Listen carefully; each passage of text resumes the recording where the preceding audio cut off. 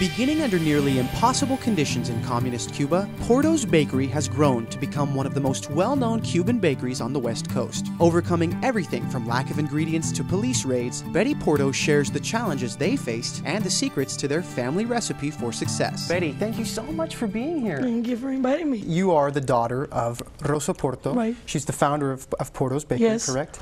Take us back to the beginning. How did it all start, and when and where? When we decided to leave Cuba, she was fired from her job.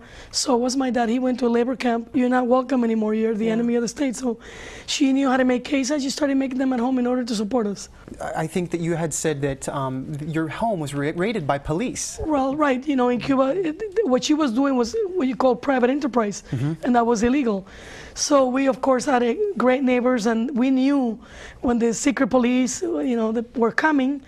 And so we would throw all the machines through the neighbor's house, who was a police officer, but he was a friend more than a police officer. So we were lucky, because if we would have been caught, she would have been in jail for at least 20 years back in the days. For her to have started this business in an economy when it was illegal and everyone was poor, wow, that was an amazing feat for her. Not only that, you got to understand that when she made a cake and she charged you, as a customer brought your eggs and your flour and your sugar that you put together through months of saving and buying things in the black market. Your first store you had mentioned earlier was on Sunset Boulevard in Los Angeles. Sunset and Silver Lake.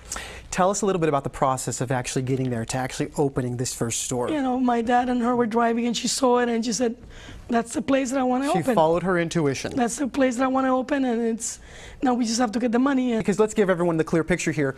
There was no room in the home anymore. No, How many cars were coming to your house a day to pick up cakes? I mean, she had basically appointments that people would come in every day. She had appointments, and then on the weekend, which, you know, Friday, Saturday, and Sunday, she never slept. She worked 24 hours baking in a home oven. Betty, how many employees do you have today working? We have like 425 to 430, which is a lot of people, because we do a lot of stuff by hand still. You know, it's art. You know, you create things by hand. It's not a factory. Yeah. It's not something that you know, like Bandicamp, where my father used to work. This is different.